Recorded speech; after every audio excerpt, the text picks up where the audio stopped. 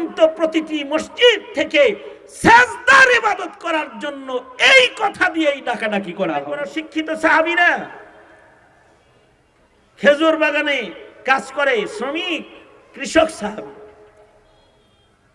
উনি স্বপ্নে দেখেন উনি কোন দিকে যেন যাইতেছেন, আর একটা ধপ লইয়া, এই যে এই সোনপাপড়ি বেচে আর বাজায়, যে মালাই বেচে বাজায়, মালাই মালাই মালাই, এরকম একটা কিছু নিয়ে যাইতেছে। তো উনি তাকে দেখে, এই এটা আমার কাছে বেচো না, এটা দিয়া নবীজিরে নিয়ে দিব, নামাজে ডাকবো, আমরা খুব পেরেশানিতে আছি। এই ধবলায় স্বপ্নে আব্দুল্লাহ বিন যায়েদ বিন আব্দে রাব্বিহিকে বলে কি, এইটা দিয়ে ডাকবা কেন, তোমাকে সুন্দর কিছু কালিমাত শিখাইয়া দেই আমি। শিখান শিখান।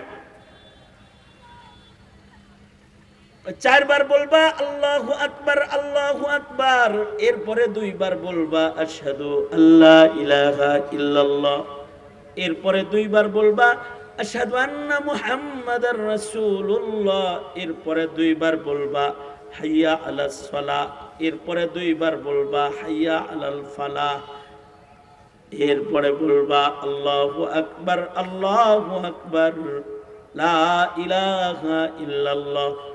উঁচা জায়গায় দাঁড়ায় ইলান করবা হাইয়া আলাস সালাহ। হ্যাঁ, কথাটা তো ভালো রে। ঘুমও ভাঙে গেছে। আব্দুল্লাহ বিন যায়েদ বিন আব্দে রাব্বিহি স্বপ্নে পাওয়া এই কালিমাত গুলো নিয়ে নবীজির কাছে গেছে। পাশে শিক্ষিত সাহাবী মেজাজে ওহী উমর একই স্বপ্ন দেখে চুপ করে বসে রয়েছে। উমর বসে রয় নাই, আল্লাহ উমরে বসায় রাখছে, মুখ খুলতে দিতেছে না। আর একটা কৃষক সাহাবীর মুখ খুলে দিছে, কৃষক সাহাবীর ফজিলত উপরে উঠাইতেছে, আল্লাহ তাআলা দুনিয়াবাসীকে দেখাইতেছে সাহাবী তো সাহাবী, এটা খেজুর বাগানের রাখাল হইলে কি হবে, তার কথার কত দাম। নবীজি শূন্য টুন্য কয়, কোন ধবলা আসে নাই।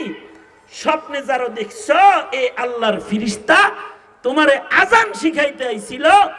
আল্লামাকাত তাজিন, তুমি সাহিবুল আজান, পৃথিবীর ইতিহাসে তুমি আজানকে আগমন করানোর ব্যাপারে আল্লাহ তোমাকে ব্যবহার করেছে, তুমি নির্বাচিত।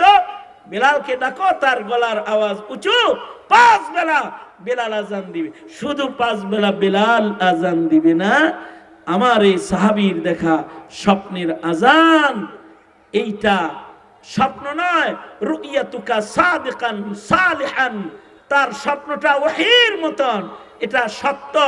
আল্লাহর রাসূল সমর্থন দিয়ে বললেন, এর কথাগুলো দিয়ে কিয়ামত পর্যন্ত আল্লাহ তাআলা কিয়ামত পর্যন্ত প্রতিটি মসজিদ থেকে সেজদার ইবাদত করার জন্য এই কথা দিয়েই ডাকাডাকি করা হবে।